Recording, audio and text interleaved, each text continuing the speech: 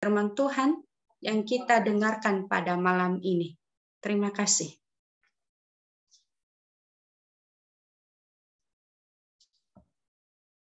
Ya, kami mempersilakan kepada, saya sebutkan saja ya, 1 dan 2 orang untuk membahas bersama firman Tuhan yang kita dengarkan pada malam ini. Kami mulai dari saudari, siapa ini ya? Saya minta dari saudari Agustinus Halawa. Salam Kak. Salam, saya pikir saya saudara ya. Oh, sorry. Oke, Ya, apa-apa. lanjut. Maaf Oke, terima ya. kasih. Terima kasih kesempatan yang diberikan kepada saya untuk membagikan sebuah apa yang bisa ditarik dari pengalaman cerita yang sudah kita baca dari Lukas 17 ini tentang tema yang diberikan imanmu yang menyelamatkan engkau. Oke, sebenarnya iman yang menyelamatkan engkau itu banyak sekali dalam teks Alkitab. Tetapi saya lebih memberikan pemahaman yang di dalam teks yang barusan kita baca. Kita melihat dulu alur ceritanya ya. Ke-10 orang kusta itu sama-sama berteriak memanggil Yesus, Tuhan kasihanilah kami. Itu sama-sama gitu loh. Dan sama-sama juga ke-10 orang kusta ditahirkan oleh Yesus. Tetapi dari ke-10 itu hanya 1 yang kembali memuliakan Allah. Oleh sebab itu Yesus bertanya, di manakah yang ke-9 tadi? Lalu ia berkata kepada yang 1 orang, imanmu telah berdirilah, imanmu yang menyelamatkan engkau. Jadi banyak orang di dunia ini, bahkan khususnya orang kekristenan, yang kehidupannya itu sama-sama kalau ada masalah, ada penderitaan, ada sesuatu yang terjadi, atau sekalipun itu penyakit, bahkan yang kita lihat sekarang ya, orang lebih sukanya kayak mujizat-mujizat begitu loh. Orang bisa pindah gereja gara-gara mujizat gitu loh. Pindah gereja, kenapa kau pindah gereja, Bapak? Oh, di sana ada mujizat, katanya begitu. Jadi semuanya itu tidak berfaedah. Sama dengan Lukas 10. Kalau kita melihat 10 ayat 19, ayat 17 sampai 20 dengan kejadian ini, bahwa Yesus berkata, jangan engkau bersukacita karena engkau telah mengusir setan. Atau sama dengan hal ini, jangan engkau bersukacita karena penyakitmu sembuh. Yang paling penting di sana adalah namamu terdaftar di surga. Sama dengan orang ini, mereka telah sembuh, mereka telah tahir. Tetapi hanya 1 yang sadar kembali untuk memuliakan Allah. Hasil dari memuliakan Allah adalah keselamatan. Jadi kesimpulan dari yang saya sampaikan di sini adalah bahwa segala sesuatu berkat daripada Allah itu bisa saja kita terima. Tetapi itu bukan finish daripada sukacita yang sebenarnya. Tetapi sukacita yang sebenarnya jika kita selamat. Dan keselamatan itu hanya bisa kita peroleh melalui iman kepada Yesus Kristus. Demikian, terima kasih.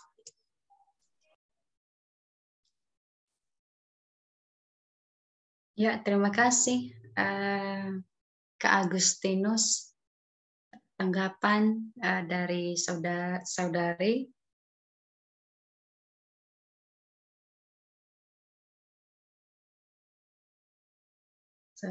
Ya.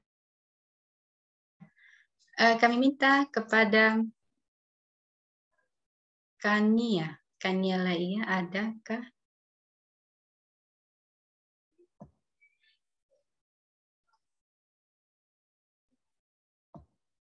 Kak Kania?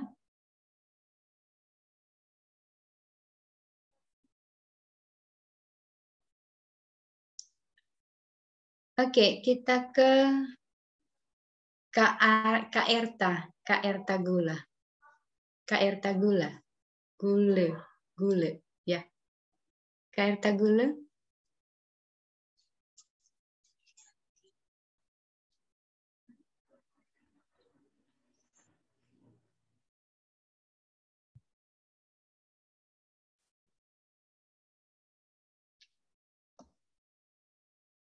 Salam Kak Erta.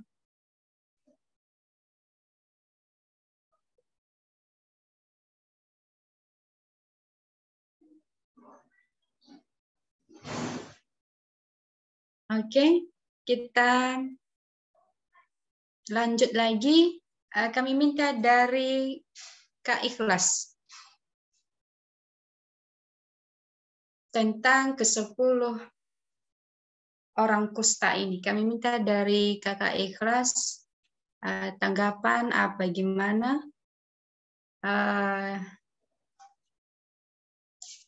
tentang orang kusta ini.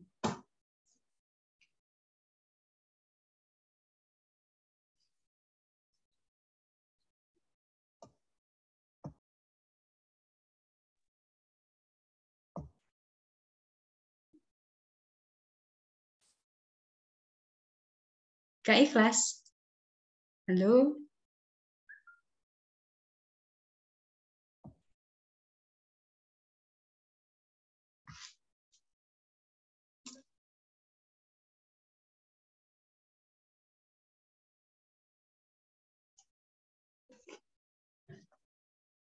Apakah suara saya bisa didengar ya?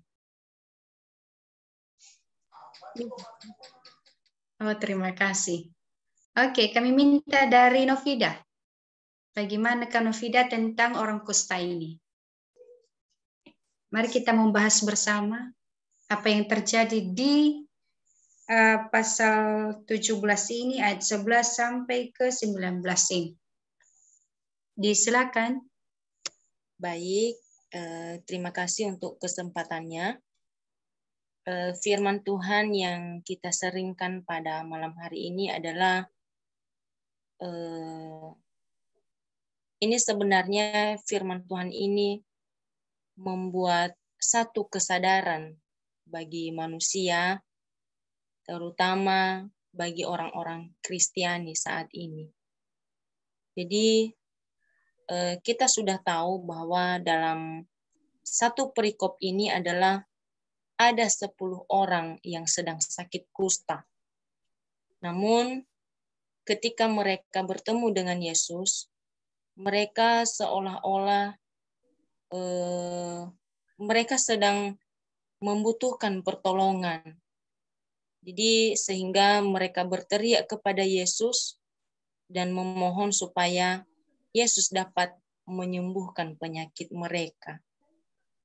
Namun, apa kata Yesus? Apa respon Yesus kepada mereka?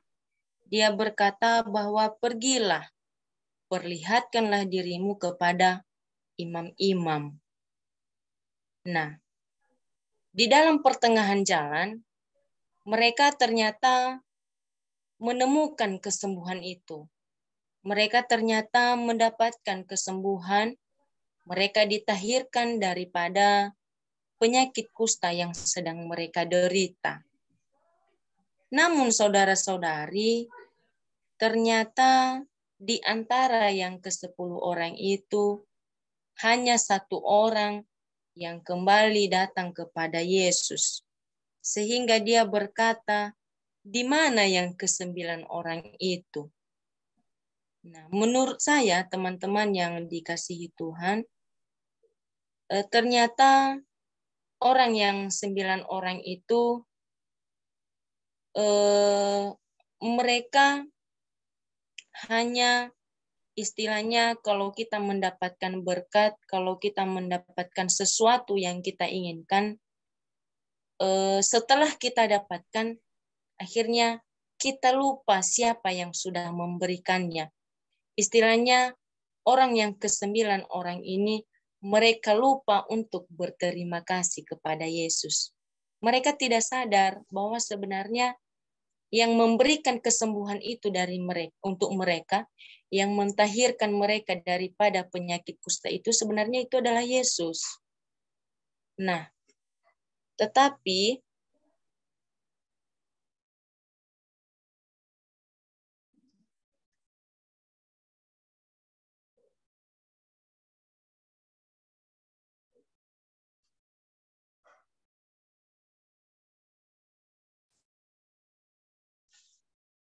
halo, maaf ya sedikit gangguan tadi jaringan.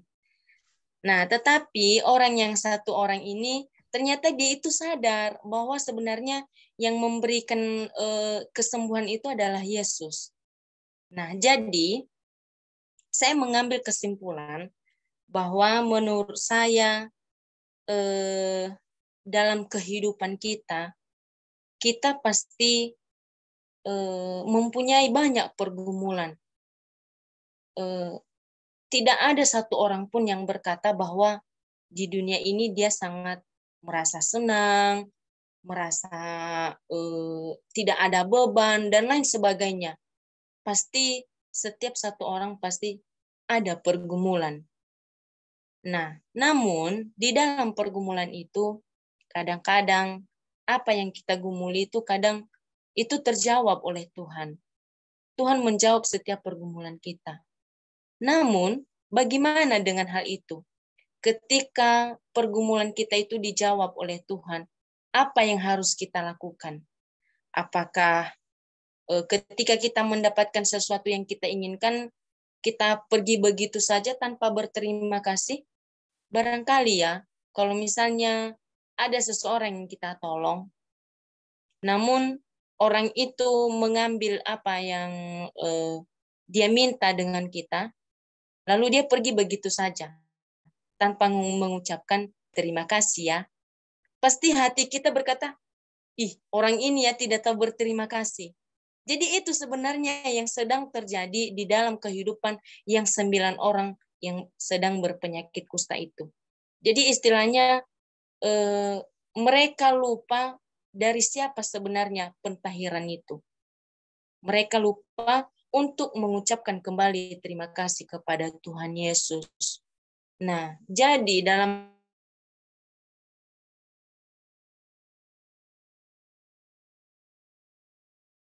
teman-teman yang dikasihi Tuhan, ada bahwa kacang itu lupa akan kulitnya ya. Nah, jadi istilahnya dalam kehidupan kita, sesuatu yang kita inginkan, mungkin kita harus sadar, kita harus tahu berterima kasih. Dari mana kita mendapatkan sesuatu yang kita inginkan itu. Karena kenapa? Apa yang kita miliki, apa yang kita dapatkan, itu sebenarnya bukan dari kita. Bukan karena kekuatan kita, bukan karena kehebatan kita, kepintaran kita, dan lain sebagainya. Itu sebenarnya itu dari Tuhan. Namun, kita sebagai manusia yang diciptakan Tuhan, harus tahu untuk berterima kasih. Jadi teman-teman yang dikasihi Tuhan, ada satu ilustrasi saya bagikan. Ada seorang pemuda yang sedang pergi ke kebun. Namun ketika dia untuk pulang ke rumah, dia merasa kehausan. Ketika dia merasa kehausan, dia tidak membawa air. Namun dia melihat ada kelapa muda yang bisa dia panjat. Setelah itu, dia mau manjat pohon kelapa. Dia mengambil kelapa muda untuk apa? Untuk bisa menyembuhkan rasa hausnya. Ketika dia sampai di atas pohon, tiba-tiba dia melihat ke bawah. Ternyata pohon kelapa itu sangat tinggi. Ketika dia melihat ke bawah, dia sangat takut. Dia merasa gemetar. Dan dia berkata, bagaimana saya pulang ke bawah ini?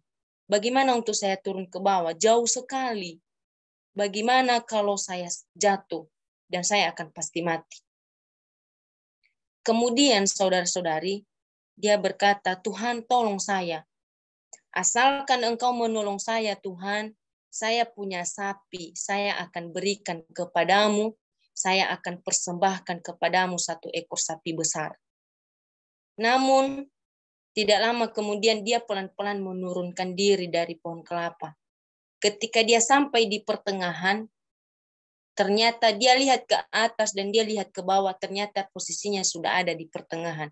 Tinggal sedikit lagi. Namun saudara-saudari, dia kembali berkata, kok aku kasih kambing sih, kok aku kasih sapi sih sama Tuhan? Daripada saya kasih sapi, mendingan saya kasih dia kambing saja.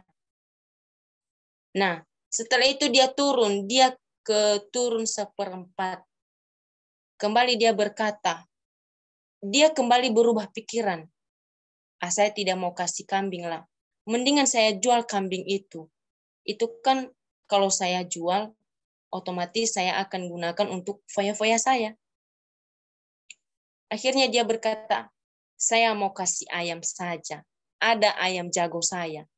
Asalkan saya bisa sampai ke bawah, saya akan kasih Tuhan ayam jago saya. Ketika dia sampai di bawah, teman-teman, puji Tuhan, Tuhan juga menolongnya sampai ke bawah. Dia tidak merasa takut, dia tidak merasa gemetar. Akhirnya dia bisa sampai ke bawah. Kembali dia berkata, mendingan saya potong ayam itu, saya makan daripada saya kasih persembahan untuk Tuhan. Nah, jadi teman-teman yang dikasihi Tuhan, dari ilustrasi itu, bagaimana itu? Seperti apakah dia? Apakah dia seperti orang yang berpenyakit kusta yang 9 orang? Apakah yang 1 orang yang kembali kepada Yesus? Saya percaya yang terjadi dalam kehidupan orang itu adalah persis seperti sifat orang yang tidak kembali kepada Yesus, yang tidak tahu untuk berterima kasih. Jadi teman-teman yang dikasihi Tuhan, dalam firman Tuhan ini kembali mengingatkan kita supaya dalam kehidupan kita jangan kita berhenti untuk mengucapkan syukur, dan kita harus tahu siapa diri kita di hadapan Tuhan. Demikian dari saya, terima kasih.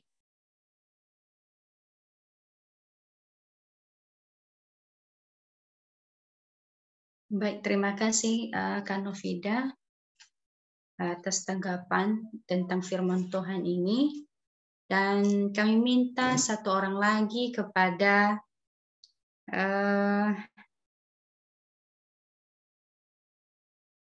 Saudara Kardin. Salam Kak Kardin. Salam.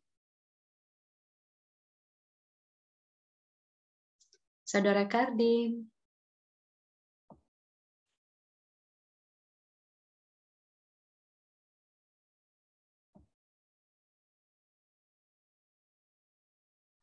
Halo.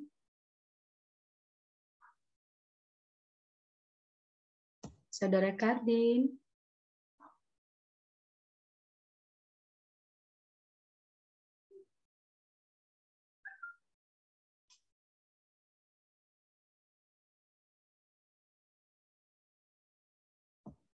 Salam Kak Kardin. Oke, karena Kak Kardin sedang sibuk mungkin kami minta kepada Kakak Nur Halawa memberikan tanggapan tentang ke-10 orang kusta ini. Kami minta kepada Kakak Nur Halawa. Dipersilakan Kak Nur dengan baik. Shalom, maaf suara masih belum sembuh karena tidak berhenti dalam pelayanan. Nah, baik, terima kasih kesempatannya, teman-teman, luar biasa. Sebenarnya sudah ada di dalam penjabaran teman-teman tadi yang sudah membagikan, dan saya sedikit menambahkan saja bahwa pastinya tentunya kita sudah tahu bahwa orang kusta ini di hadapan bagi orang Yahudi pada waktu itu adalah orang-orang yang dikucilkan, ya, di mana mereka memiliki penyakit yang memang bagi mereka itu menjijikan, ya. Jadi untuk bergaul dengan orang-orang sehat saja di masa itu mereka susah untuk diterima, mereka susah untuk masuk ke dalam komunitas orang-orang Yahudi pada waktu itu, sekalipun dan walaupun di masa itu kalau kita memperhatikan mereka sebenarnya senang ingin bergabung, tetapi karena mereka mempunyai memiliki penyakit yang menurut orang-orang dunia menjijikan, bau, ya, penyakit kusta teman-teman adalah penyakit yang lain yang menyedihkan dan menyakitkan sekali.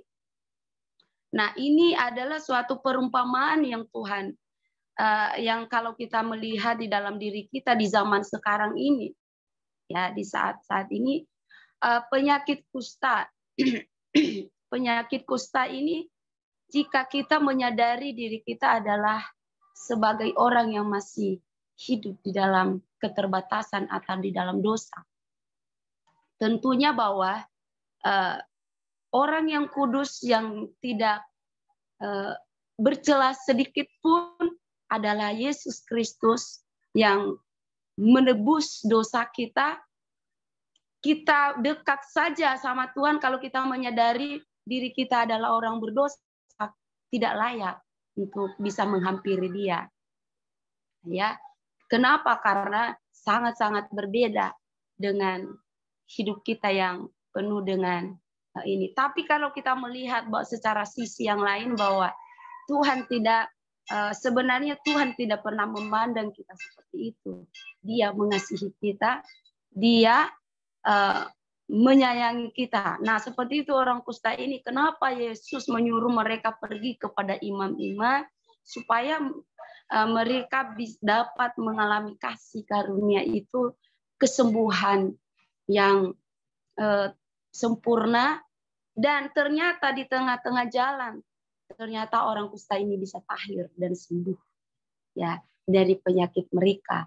Jadi dari secara singkat saja saya ambil benang merahnya bahwa di situ juga dituliskan ke-9 orang kusta yang tidak berterima kasih kepada Tuhan. Mereka tidak menyadari bahwa yang sesungguhnya yang memberikan kesembuhan bagi mereka itu adalah Yesus itu sendiri, bukan imam yang diutus oleh Allah untuk mereka pergi. Nah, jadi itu yang kadang-kadang kita juga sebagai orang percaya, memang secara identitas kita sudah menyadari bahwa kita adalah milik Tuhan, pengampunan itu adalah dari Tuhan. Tapi kadang-kadang orang saat-saat ini, orang-orang pelayan-pelayan Tuhan sekalipun ya, tidak menyadari bahwa dia boleh bersukacita dan mendapatkan damai itu sekarang itu karena Tuhan. Dan tidak banyak sekali kalau kita melihat saat-saat ini teman-teman, bahkan pelayan-pelayan Tuhan pun yang sesungguhnya untuk memuliakan Tuhan di dalam kehidupannya, untuk mengembalikan hidupnya kepada Tuhan.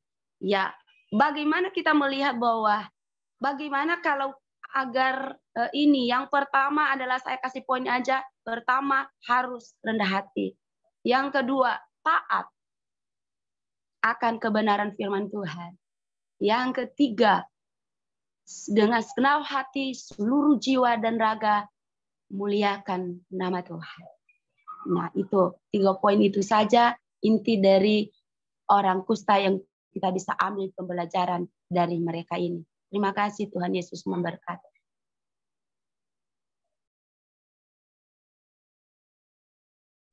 Ya, terima kasih Kak Nur Halawa, sangat luar biasa penyampaiannya kepada kita malam ini. Terima kasih, Tuhan memberkati. Begitu juga teman-teman yang sudah menyampaikannya tadi. Ada sebuah peribahasa berkata, mengatakan kacang lupa akan kulitnya. Begitulah yang terjadi dengan orang kusta. Dan jangan sampai kepada kita pada malam ini, kita para hambanya, kita para anak-anak Tuhan, walaupun bukan dari teologi kita atau dari manakah kita sama hambanya Tuhan, tetap sama hambanya untuk melayani Tuhan. Firman Tuhan juga berkata di Kolose ya, berbuatlah untuk Tuhan, bukan untuk manusia. Apapun yang kita kerjakan, apapun yang kita lakukan itu untuk Tuhan, bukan demi diri sendiri. Jangan sampai lupa kepada Tuhan, lupa kepada pemberi.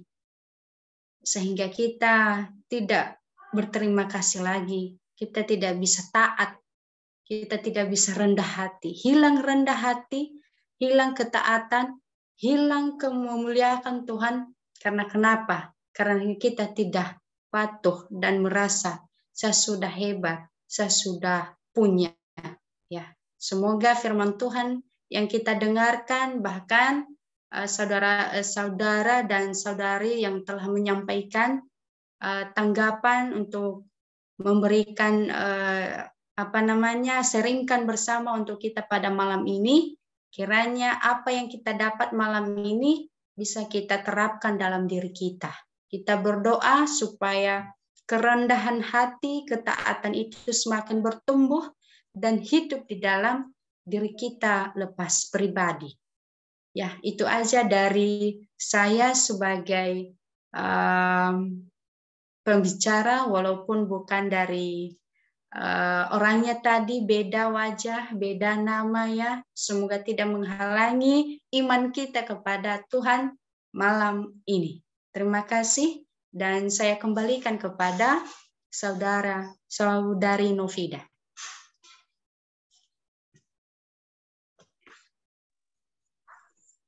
Baik, luar biasa ya firman Tuhan pada malam hari ini kembali mengingatkan kita supaya kita lebih tekun ya kepada Tuhan. Dan jangan sampai kita lupa akan Tuhan. Nah, untuk itu saat ini teman-teman, kita serahkan kepada petugas untuk doa syafaat. Kepada hambanya saya persilahkan. Oke. Semoga tidak mengurangi sukacita kita ya pada malam ini. Saya akan mewakili saja. Ya, semoga ya, semoga. Oke. Kalau ada dari teman-teman pergumulan, apakah ada doa yang sedang digumuli bersama, jodoh atau apa? Kalau jodoh minta kepada Tuhan. Tuhan, jika dia milik saya, berikanlah dia yang sepantasnya. Tuhan tahu, itu aja. Ya, kalau ada dari teman-teman, disilakan. Saya silakan. Saya minta doa untuk kesembuhan. Rada masih sudah hampir 1 bulan tidak sembuh-sembuh. Ya saya tahu sih karena memang tidak berhenti di dalam pelayanan. Ya saya minta dukungan doa dari teman-teman supaya dikasih kesembuhan yang total. Karena saya sedikit lama berbicara seperti kayak mual gitu. Jadi sehingga hari Sabtu pun saya pelayanan supaya sebelum hari Sabtu saya bisa sembuh dari suara yang serak begini.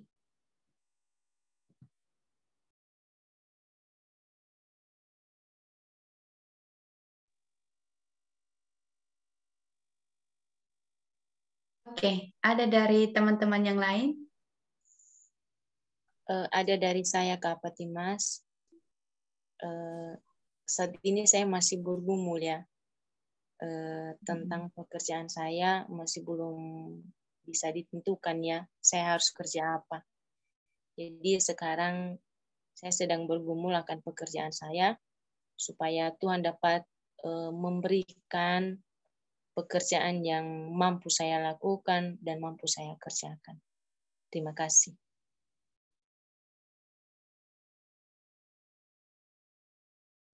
Ya, terima kasih Kak Novida dan Kak Nur.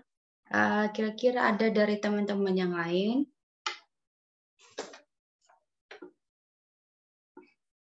Kalau tidak, nanti kita bisa lanjut.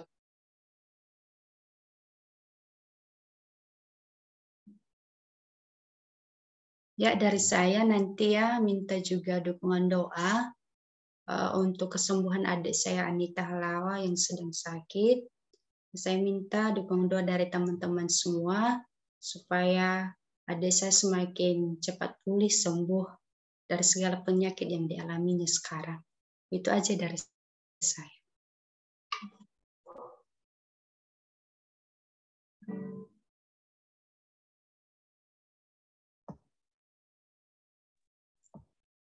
Kira-kira teman-teman? Ya, sepertinya tidak ada, kita bisa lanjut. Baik, sebelum kita berdoa, mari kita memuji Tuhan dengan lagu pujian.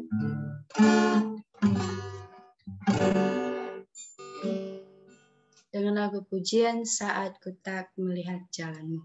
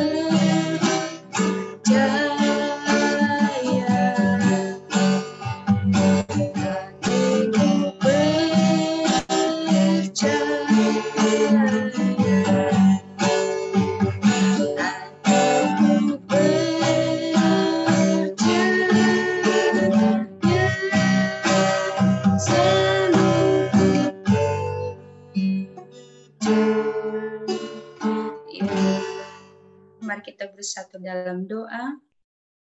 Hati kami percaya Bapa bahwa Engkau tidak pernah meninggalkan kami sekalipun.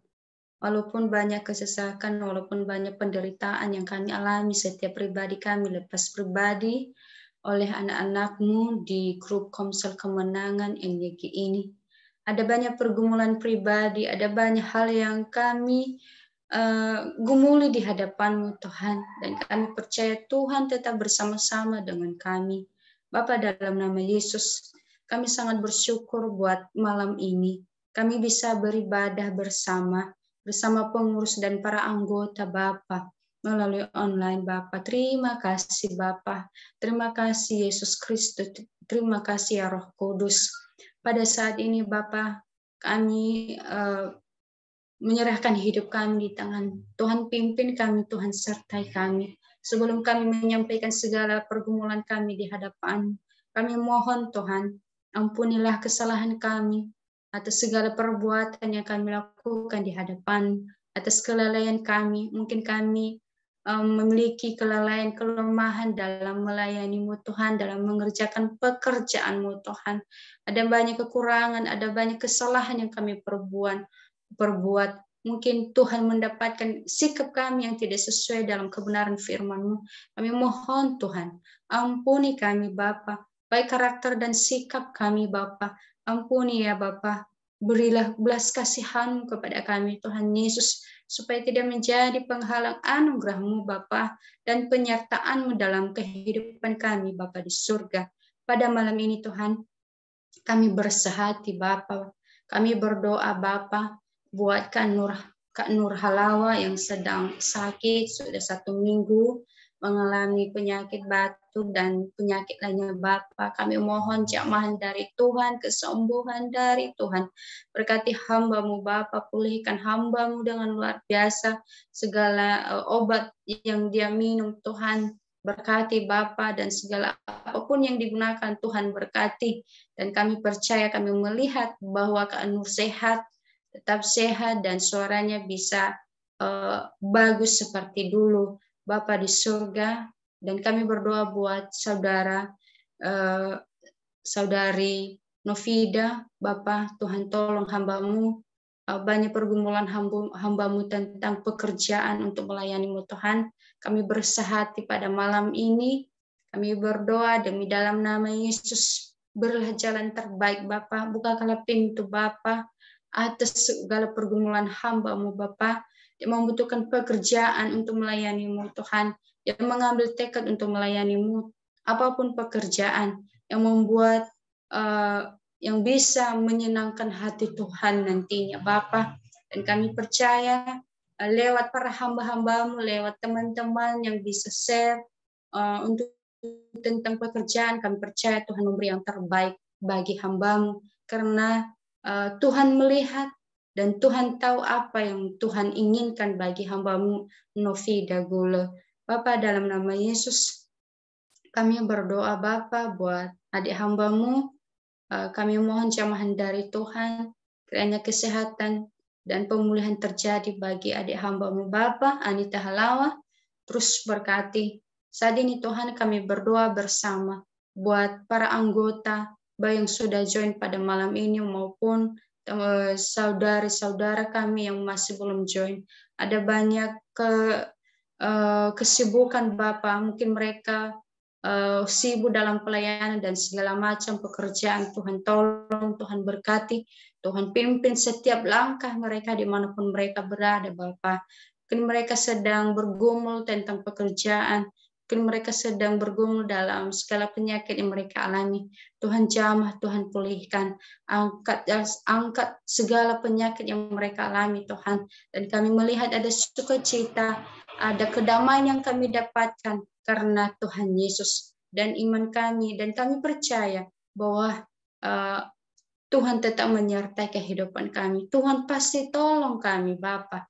Bapa, dalam nama Yesus kami berdoa buat para pengurus, berikan kesehatan bagi mereka, tetap akur dan dalam mengerjakan pekerjaan-Mu Tuhan, dan berkati segala apapun yang mereka kerjakan atau pekerjaan yang mereka alami pada saat ini, yang mereka kerjakan semua.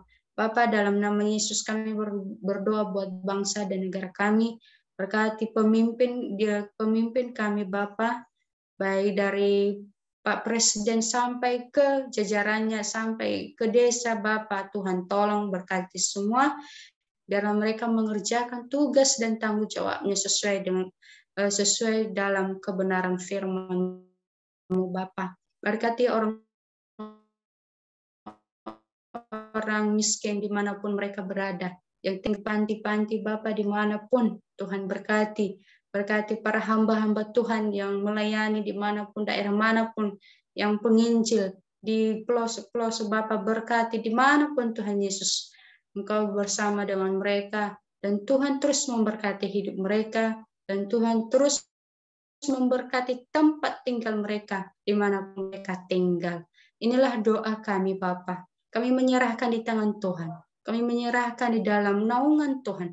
Kami percaya Tuhan memberi yang terbaik bagi anak-anak-Mu. Karena Bapa, kami syukur hanya bagi nama Tuhan Yesus Kristus. Amin. Ya, ibadah kita sudah selesai dan